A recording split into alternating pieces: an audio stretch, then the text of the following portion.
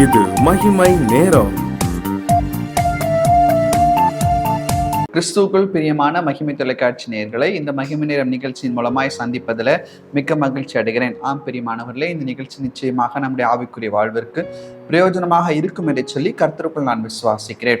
ஆண்டவர் தாமே ஒவ்வொரு வாரமும் ஒவ்வொரு புதிய புதிய தலைப்புகள் மூலமாய் நம்மோடு கூட பேசி கொண்டிருக்கிறார். நிச்சயமாக நம்முடைய ஆவிக்குரிய வாழ்வுக்கு அது பிரயோஜனமாக இருக்கும். இந்த வாரத்திலும் கூட இந்த லெந்து காலங்களின் கடைசி வாரத்திற்குள்ளாக வந்திருக்கிற நாம் சிலுவையை குறித்து நாம் அதிகமாய் தியானிக்க வேண்டும் என்பதற்காக நாம் இந்த வாரம் முழுவதும் இந்த சிலுவை எப்படிப்பட்டதாக இருக்கிறது, சிலுவை எதற்கு மேன்மையாய் கருதப்படுகிறது என்பதை குறித்து நாம் தியானித்துக் கொண்டிருக்கிறோம்.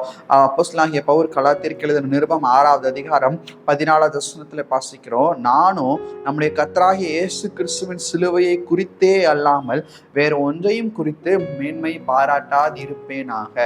இந்த சிலுவையை குறித்து பவுல் மேன்மை பாராட்டுவதை பார்க்கிறோம். சிலுவையானது ஒரு சாபத்தின் அடையாளம், சிலுவையானது ஒரு கொலை கருவி. இப்படியாக கருதப்பட்டதான சிலுவை என்றைக்கு ஆண்டவராகிய கர்த்தர் அந்த சிலுவையை சுமந்து அந்த சிலுவையிலே அறியப்பட்டு நம்முடைய பாவங்களுக்காக அவர் வெற்றி சிறந்தாரோ, பிசாசை ஜெயித்தாரோ, அஞ்சிலிருந்து அந்த சிலுவையை பார்க்கிறதான கண்ணோட்டம் மனிதர்களிடத்திலே மாற ஆரம்பிக்கிறது.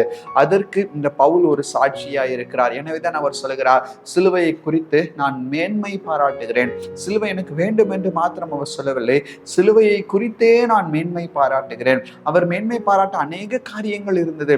பவுலுடைய முந்தைய வாழ்க்கை அநேகரை பயம்படுத்தக்கூடியதான ஒரு வாழ்க்கையாக காணப்பட்டது. பவுல் கமாலியல் இடத்துல கற்றுத்தேர்ந்தவர் இருந்தார். இப்படிப்பட்டதாய் காணப்படுகிறதான பவுல் அவை ஒன்றையும் குறித்து, அவருடைய கல்வியை குறித்தோ, அவருடைய ஞானத்தை குறித்தோ, இல்லை அவருடைய திறமையை குறித்தோ, அவருடைய அதிகாரத்தை குறித்தோ எதை குறித்தும் பவுல் மேன்மை பாராட்டவில்லை. அவர் மேன்மை பாராட்டுவது சிலுவையை குறித்தே மேன்மை பாராட்டுகிறார். அப்படி அந்த சிலுவையை குறித்து ஏன் மேன்மை பாராட்ட வேண்டும் என்று சொன்ன பார்த்தோமானால், இந்த சிலுவையானது ஒரு பண்பின் அடையாளமாய் கூட காணப்படுகிறது. ஒரு பண்பின் அடையாளமாய் காணப்படுகிறது. சிலுவையில ஒரு பண்பு வெளிப்படுகிறது. என்ன பண்பு? பிறருடைய மனதை புரிந்து கொள்கிறதான ஒரு பண்பு சிலுவையில வெளிப்படுவதை நாம் பார்க்கிறோம்.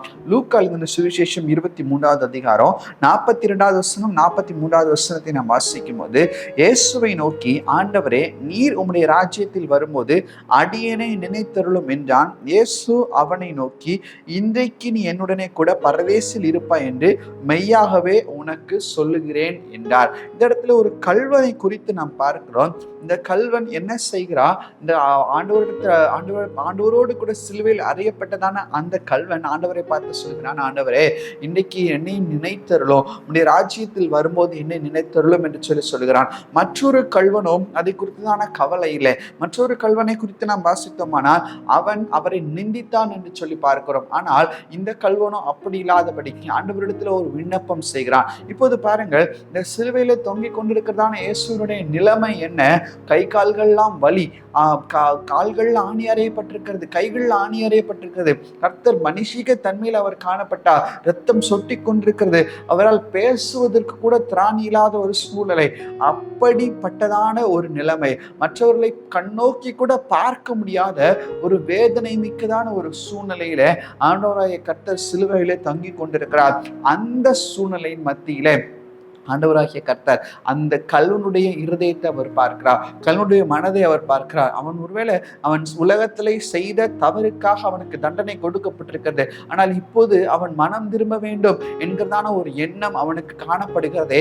அந்த எண்ணத்தை, அவனுடைய அந்த இருதயத்தை அவன் பார்க்கிறான். ஆண்டவர் தன்னை மாத்திரம் பார்க்கவில்லை, தனக்கே யாராகிலும் உதவி செய்ய வேண்டும். அவர் பாருங்கள், அவர் தாகத்தால் கதறுகிறதை கூட பார்க்கிறோம். தனக்கே யாராகிலும் உதவி செய்ய வேண்டும் என்கிறதான ஒரு என்கிறதான ஒரு சூழ்நிலையில அந்த சூழ்நிலையின் மத்தியிலே இயேசு கிறிஸ்து காணப்பட்டாலும் இப்போது இந்த கல்வனை நோக்கி பார்க்கிறார். இந்த கல்வனுடைய விண்ணப்பத்தை அவர் ஏற்றுக்கொள்கிறார், அவர் அங்கீகரிக்கிறார். எனவேதான் அவர் சொல்கிறார், இன்றைக்கு நீ என்னுடனே கூட பரதீசில் இருப்பாய். எவ்வளவு ஒரு அருமையான பண்பு பாருங்க. தனக்கு தன்னுடைய சூழ்நிலைகள் எப்படியாக இருந்தாலும் பிறருடைய மனதை புரிந்து கொண்டு செயல்படுகிறதான ஒரு பண்பு. ஒருவேளை ஆண்டவர் அந்த கல்வனுக்கு ஏதாவது சொல்லாமல் இருந்திருக்கலாம் இன்றைக்கு. ஆனால் அதனால் ஆண்டவர் உறுதியாக சொல்கிறார், இன்னைக்கு நீ உறுதியாக என்னுடனே கூட பரதேசில் பயன் என்று சொன்னார். நீ உன்னுடைய மனம் திரும்புதல் பரலோகத்தில் ஏற்றதா இருக்கிறது என்பதை உறுதிப்படுத்துவதற்காகவே கர்த்தர் சொல்கிறார். பிரியமானவர்களே, அப்போ இன்னைக்கு நம்முடைய வாழ்க்கையை சற்று யோசித்து பார்ப்போம். இந்த சிலுவையில் மூலமாய் ஆண்டவர் இப்படிப்பட்டதான ஒரு பண்பை வெளிப்படுத்துகிறாரே. இன்னைக்கு நாம் ஒருவேளை நல்லா இருக்கலாம், இல்லை ஒருவேளை நமக்கு மற்றவர்களுடைய உதவி நமக்கு தேவையில்லாமல் இருக்கலாம். ஆனால் நம்மால் மற்றவர்களை புரிந்து கொண்டு நடக்குகிறதான சூழ்நிலை நமக்கு காணப்படுகிறதா? யோசித்து பாருங்கள். மற்றவருடைய தேவை என்ன என்பதை அறிந்து அவர்களுக்கு உதவி செய்கிறதான ஒரு பண்பு நமக்குள்ளாக இருக்கிறதா? சிந்தித்து பாருங்கள். இல்லை மற்றவர்கள் நம்ம இடத்துல ஏதாவது காரியங்களை மற்றவர்களோடு கூட நாம் பகிர்ந்து கொள்வதற்கேற்ற ஒரு மேலான பண்பு நம்மிடத்துல காணப்படுகிறதா? யோசித்து பார்க்க வேண்டும். ஆண்டவர் அதோடு கூட நின்றுவில்லை. யோவான் 19வது அதிகாரம் 26வது வசனம் 27வது வசனத்துல கூட வாசிக்கிறோம். அப்பொழுது இயேசு தம்முடைய தாயையும் அருகே நின்ற தமக்கு அன்பாயிருந்த சீஷனையும் கண்டு நம்முடைய தாயை நோக்கி, ஸ்திரீயே, அதோ உன் மகன் என்றார். பின்பு அந்த சீஷனை நோக்கி, அதோ உன் தாய் என்றார். அந்நேரம் முதல் அந்த சீஷன் அவளை தன்னிடமாய் ஏற்றுக்கொண்டான். பிரியமானவர்களே, பாருங்கள், ஆண்டவர் அகோர சூழலையில அந்த சிலுவையில தொங்கிக் கொண்டிருக்கிறார். ஆனால் இப்பொழுது தன்னுடைய தாயை நினைத்து பார்க்கிறார். இந்த உலகத்திலே அவர் மனுஷனாய் வருவதற்கு காரணமாய் இருந்த அந்த தாய் உள்ளத்தை நினைத்து பார்க்கிறார். ஐயோ, இந்த தாயினுடைய இருதயம் எப்படியாக கலங்கும், இந்த இருதயத்தை எப்படியாவது தேற்ற வேண்டும் என்பதற்காக அந்த தாயை ஒரு பொறுப்புள்ள ஒரு தன்னுடைய சகோதரனாக கருதப்பட்டதான தன்னுடைய மிகவும் நேசிக்கப்படுகிறதான சீஷனிடத்துல ஒப்பு கொடுப்பதை கூட நாம் பார்க்கிறோம். சீஷனுக்கும் அதே போல இந்த தாயை ஒப்பு கொடுப்பதை பார்க்கிறோம். ஆண்டவர் எந்த சூழ்நிலையில இதை செய்கிறார்?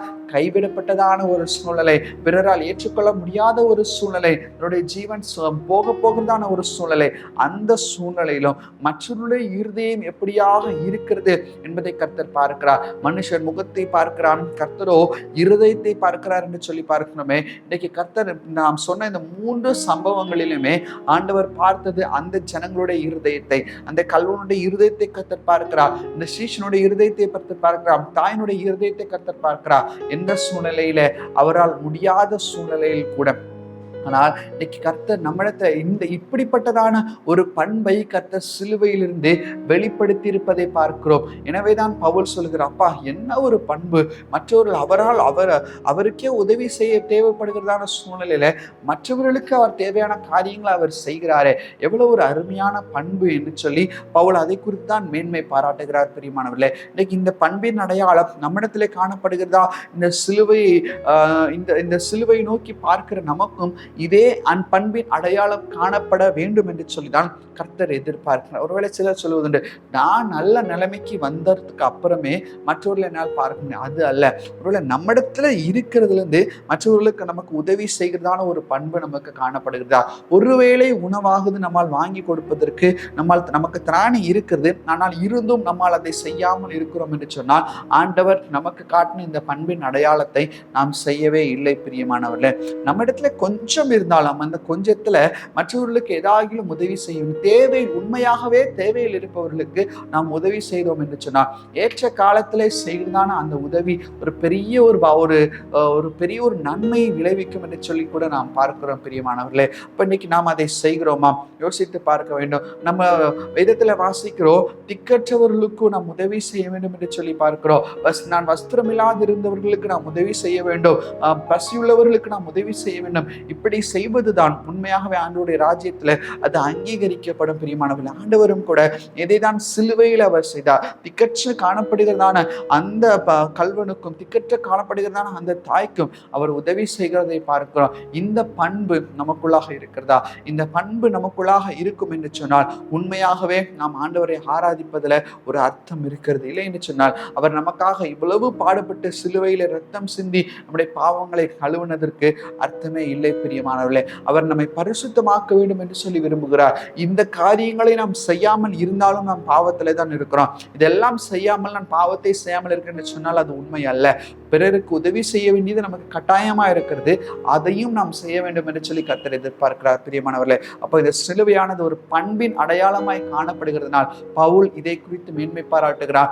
நாமும் இதே பண்பின் அடையாளங்களை வெளிப்படுத்துவோம், இதே பண்பை மற்றவர்களுக்கு காட்டுவோம், கர்த்தருடைய நாமத்தை மகிமைப்படுத்துவோம். அப்படிப்பட்ட அப்படிப்பட்டதான வாழ்க்கை வாழ தேவன் நம்மை அழைக்கிறார். கண்களை மூடி நாம் ஜெபிப்போம். பரலோகத்தின் நல்ல தகப்பனே, இந்த நாளை நீ தந்த கிருபைகளுக்காக உமக்கு நன்றி அப்பா. சிலுவையில நீர் எங்களுக்காக ரத்தம் சிந்தி மரித்தது ஒரு பண்பின் அடையாளம் என்பதை இந்த நேரத்தில் நாங்கள் வாசிக்கிறோம் அப்பா தகப்பனே. அதை குறித்து நாங்கள் தியானித்தோம். அதை குறித்து நீர் எங்களோடு கூட பேசினதற்காக உமக்கு நன்றி சுவாமி. ஆண்டவரே, இப்பொழுது கூட சுவாமி அப்பா இதே பண்பின் அடையாளம் எங்களிடத்திலிருந்து வெளிப்படட்டும். இதுவரைக்கும் ஒருவேளை பிறர் மனிதர்களை நாங்கள் நேசிக்காமல் இருந்தால், அவர்களுக்கு உதவி செய்யாமல் இருந்தால், ஆண்டவரே நீர் எங்களை மன்னிக்கும்படியாய் கூட நாங்கள் ஜெபிக்கிறோம் அப்பா.